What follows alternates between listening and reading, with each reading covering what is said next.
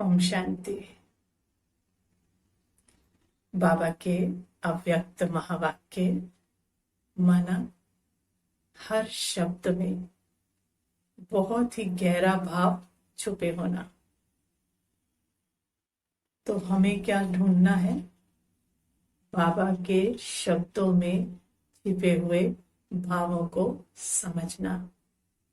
तो भावों को समझना मतलब उसके साथ ट्यूनिंग एकदम एक्यूरेट हो जाना।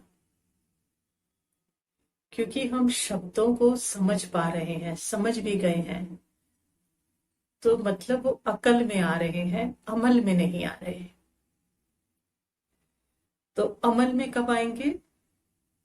जब उसके साथ ट्यूनिंग सही होगी। और ट्यूनिंग कब सही होगी, कैसे सही होती है? जब दूसरे के, सामने वाले के भाव समझ में आ जाते हैं, तो वो भाव दिल को लगते हैं, और जो चीज दिल को लगती है वो परिवर्तन करा देती है। तो बाबा ने आज हम ब्राह्मण जीवन की 3 विशेषताएं बताई और कहा अगर ये 3 विशेषताओं में से किसी भी चीज की कमी है तो ब्राह्मण जीवन का संपूर्ण सुख और प्राप्ति नहीं है। और वो 3 चीजें बाबा ने कही कि सहज स्वतः योगी आत्मा, ज्ञानी तो आत्मा और बाप समान कर्मातीत आत्मा। तो योगी तो आत्मा बाप के साथ रहने वाले, ज्ञानी तो आत्मा ज्ञान को अच्छी रीति समझ बाप के साथ सेवा करने वाले, सहयोगी रहने वाले अर्थात सच्चे सेवाधारी, और कर्मातीत बाप समान बाप के साथ चलने वाले। इन तीनों बातों को बाबा ने, हमारी तीनों विशेषताओं को हमारे सामने रखा। तो पहली बाबा ने बोली योगी तो आत्मा। तो योगी तो आत्मा बनना है हमें।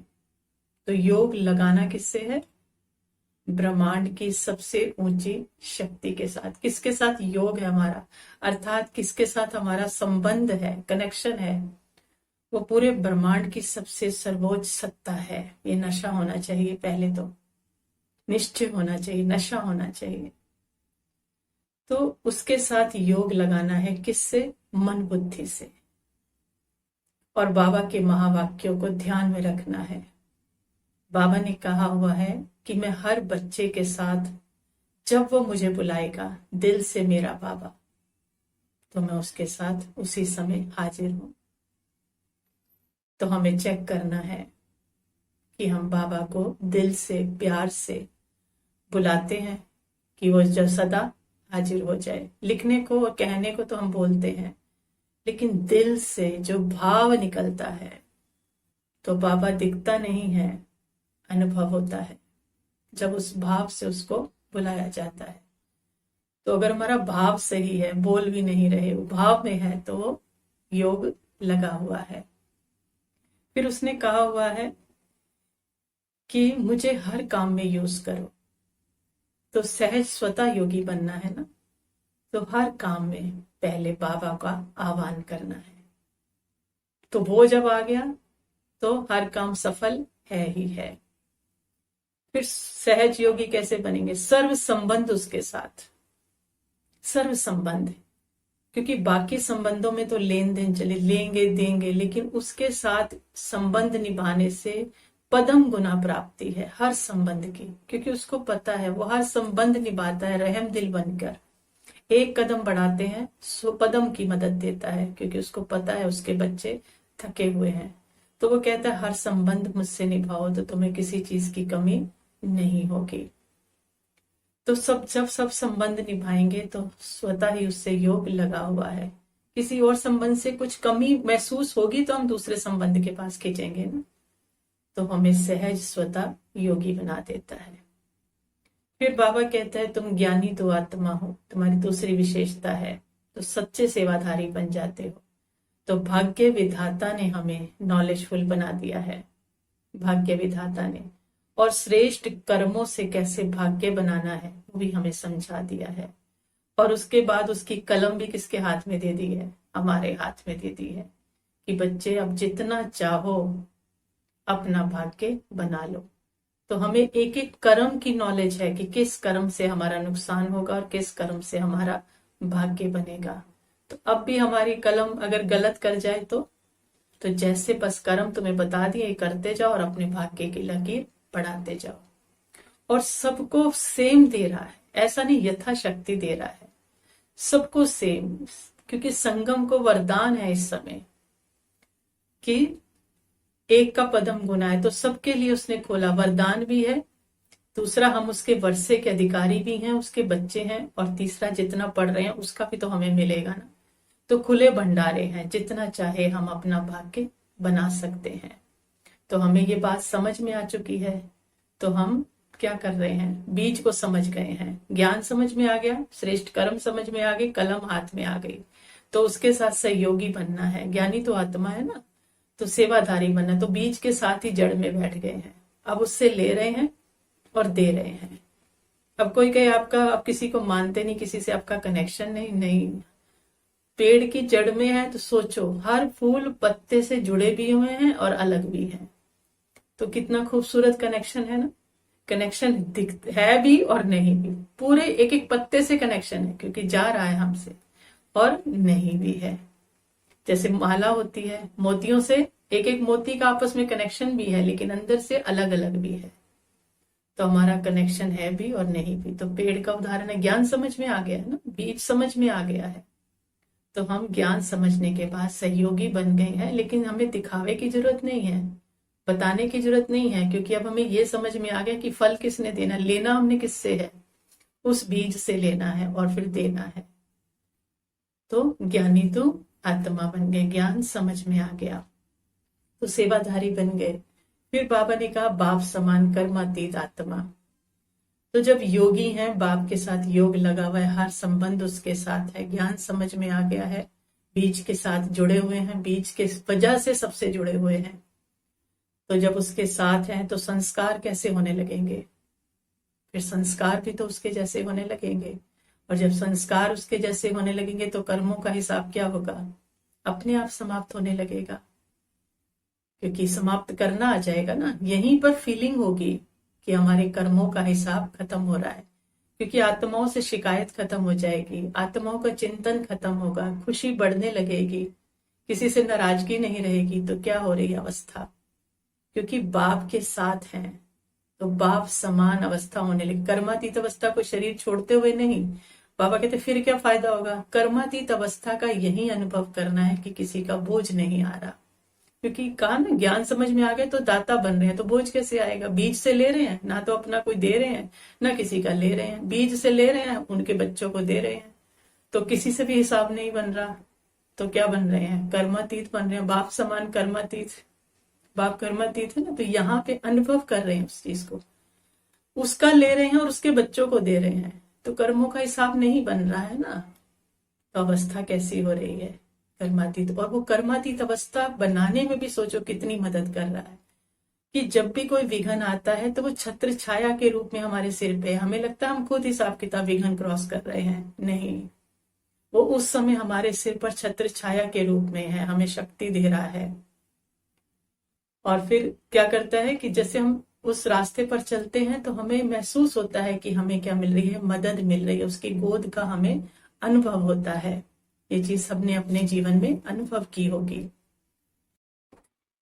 और फिर बुद्धिमानों की बुद्धि है ना, जब विघन आता है तो हमारी बुद्धि को टच करता है और हमें उससे निकलने का मार्ग बताता है। हमें लगता है कि हमने खुद किया, हमने खुद नहीं किया, उसने बुद्धि को टच किया और हम उस बात से निकल गए। तो हम क्या बन गए, बाप समान कर्मातीत। तो कर्मों का हिसाब जितना खत्म होता जाएगा तो हम उसके साथ चलने वाले बन जाएंगे। तो ये 3 विशेषताएं बाबा ने हम बच्चों को आज बताई कि इन 3 विशेषताओं का हमें बढ़ाना है। फिर बाबा ने कहा तुमने खुद को भी जान लिया और बाप को भी जान लिया, और अब किसको जानना है, समय के महत्व को जानना है, क्योंकि समय क्या है, अब परिवर्तन का है। तो इस समय परिवर्तन ना किया तो फिर वो कमी हमेशा के लिए रह जाएगी। और दूसरा, ये समय कौन सा है, बीज बोने का समय है। बीज बहुत थोड़े से बोए जाते हैं और फसल बहुत ज्यादा मिलती है। तो जो समय पर बीज ना बोए तो फिर सारा टाइम उसको क्या करना पड़ेगा, मांगना पड़ेगा। तो हमारे तो पूरे 84 जन्मों के बीज बोने का समय कब है? ये अभी है, जब भगवान हमारे साथ है। तो बाबा कहते हैं अगर, और इस समय हिसाब किताब चुकतू करने का समय भी है। बाबा कह रहे रहम दिल है ना, परिवर्तन समय को पहचानना है, क्योंकि इस समय वो रहम दिल बना हुआ है। तो महसूसता की शक्ति से उससे माफी मांगकर हम आगे बढ़ सकते हैं। ऐसा नहीं चतुराई से। हम सोचते हैं कि वो भोलानाथ है ना, तो उसको समझ नहीं आता, चतुराई चलते हैं। लेकिन भोलानाथ के साथ हिसाब किताब के लिए वो कहता है मैंने कोई और भी रखा हुआ है, और वो हम बच्चे जानते हैं कौन है वो, धर्मराज है। वो महाकाल भी है खुद। तो उससे चालाकी नहीं चलनी कि उसको हम सोचे उसको पता नहीं चल रहा। वो मुस्कुराता है, लेकिन उसके मुस्कुराने के राज को समझना है, क्योंकि वो जानबूझ के ऐसे भोला बनता है कि जैसे मुझे कुछ नहीं पता, ताकि उसके बच्चे क्या बन सके, संपूर्ण बन सके। तो इसलिए समय के महत्व को पहचानना है, अपनी गलतियों की महसूसता करके उससे माफी ले लेनी है, और अपने हिसाब किताब सारे उसके सामने क्लियर कर देने हैं, चुकतो कर देने हैं। ऐसा ना हो धर्मराज चुकतो कराए। फिर वो बाबा कहता कि दादियों को भी जैसे बात होती, तो दादियों कहता बीमारियों भी क्या है, तुम्हारी सेवा करने का साधन है। तो बीमारी सेवा करने का साधन कैसे है? क्योंकि कुछ लोग तो जैसे होते हैं ना, कह देते कि बाबा को क्या पता, बाबा को तो शरीर नहीं है ना, आते हमारी दुनिया में देखते तो पता लगता कितने कितने विघ्न आते हैं। तो ऐसे फिर दादियों को भी कह देंगे कि दादियों को तो क्या है, बाबा की मदद है, बड़े बड़े भाइयों को या दादियों को उनको मदद है, तो इनको क्या पता। तो लेकिन दादियों को बाबा कहते हैं बीमारी आती है तो तुम उस बीमारी में से भी मुस्कुराते हुए निकलते हो, दूसरों का कल्याण करते हो। तो दूसरों को क्या आती है? दिल शिकस्ती नहीं आती, कि जब ये क्रॉस कर सकते हैं तो हम भी कर सकते हैं। भगवान के साथ रहते हुए भी ये अपना सब कुछ वैसे ही निकाल रहे हैं। तो तुम्हें अनुभवी बताती हैं और दूसरों को दिल शिकस्त होने से रोकती हैं, कि ऐसा नहीं कि उनको मदद है तो हमें मदद नहीं है। तो उससे अगर हमारा कनेक्शन है तो हम किसी भी विघ्न या परिस्थिति से निकल सकते हैं। तो बीमारी भी क्या करा देती है? सेवा। हम बच्चों को, बड़ों को देखकर क्या मिलती है? शक्ति मिलती है, कि देखो कैसे तकलीफ में सिर्फ बाबा ही बाबा कर रहे हैं, और जहां जाते हैं बीमारी में उनकी भी सेवा कराते हैं। तो हमारा उमंग उत्साह क्या होता है? बढ़ता है। तो बीमारी भी क्या करती है? सेवा। तो हमें भी ऐसी सेवा करनी है। ऐसे नहीं बीमारी आ गई तो हम छोड़ो, सब छोड़ो, कितने दुखी हो गए। फिर उसके बाद बाबा ने कहा संगम का सारा ही युग थैंक्स डे है, थैंक्स युग है। तो ये सोचा थैंक्स डे कैसे है, कि सारा ही युग बाबा ने कह दिया थैंक्स डे है। तो क्यों बाबा ने कहा? क्योंकि ये जो लास्ट समय है, इसमें संगम में हम सारे ब्राह्मण आपस में आकर मिल गए हैं, जिनका सबसे ज्यादा कनेक्शन जिनका रहा है पूरे कल्प में, वो सब मिल चुके हैं अब आकर। सबका जो जो हिसाब किताब है सब मिल चुके हैं। तो जब कोई अपना पैसा वापस करता है तब भी थैंक्स करते हैं, और जब हम किसी का वापस करते हैं तो भी उसको थैंक्स करते हैं, कि तुम्हारी वजह से हमारा ये टाइम निकल गया और हमने बहुत अच्छे से निकाला, अब आपको ये चीज हम वापसी कर रहे हैं, थैंक्स। तो हर आत्मा या तो दे रही है या तो ले रही है। तो ले रही है तो भी थैंक्स कर रही है, दे रही है तो भी थैंक्स करना चाहिए। इसलिए कर नहीं रहे हम, लेकिन अब करना है, क्योंकि हमें उसका भाव समझ में आ गया है। हम कह रहे वो दुख दे रहा है, दुख नहीं दे रहा है, वो दिया था ना, वापसी दे रहा है, वापसी जो आ रही है रिटर्न अब थोड़ी सी लेके खत्म करनी है उसको। तो भाव समझ में आ गया ना, कि क्यों थैंक्स देनी है, कि कर्जा उतर रहा है ना, तो थैंक्स, तो कर्जा उतर रहा है, थैंक यू वेरी मच, आपने कर्जा हमारा खत्म कर दिया। लेकिन अगर उसने गुस्सा किया, मैंने भी कर दिया, तो फिर ब्याज जो है फिर चढ़ जाएगा, फिर कर्जा शुरू हो जाएगा। तो दे रहा है तो फिनिश करो, चाहे अच्छा चाहे बुरा। तो बाबा ने कहा ये पूरा ही संगम युग क्या है? थैंक्स डे है। इसीलिए बाबा ने कहा हर आत्मा के लिए शुभ भावना और शुभ कामना तुम बच्चों को भी रखनी है, क्योंकि बाप भी रखते हैं। क्योंकि थैंक्स करना, शुभ भावना, शुभ कामना हर आत्मा को देना, मतलब उससे अपना हिसाब किताब का रजिस्टर क्लोज करना, बैठना बाबा के साथ, और जो भी दे रही है, जितना भी दे रही है, उसको थैंक्स देना। तो शुभ भावना और शुभ कामना के पीछे कितना गहरा राज छुपा हुआ है। तो ये क्या है? संगम युग थैंक्स डे है। एक एक पल हर आत्मा को थैंक्स देना है। तो ये आज बाबा के महावाक्यों में कुछ छुपे हुए भाव जो थे, जो उससे समझ में आए, वो आप सबके सामने रखे। तो किसी की कोई भी राय हो, कोई भी सुझाव देना चाहे तो वो दे सकते हैं, कमेंट बॉक्स में डाल सकते हैं। अच्छा, ओम शांति।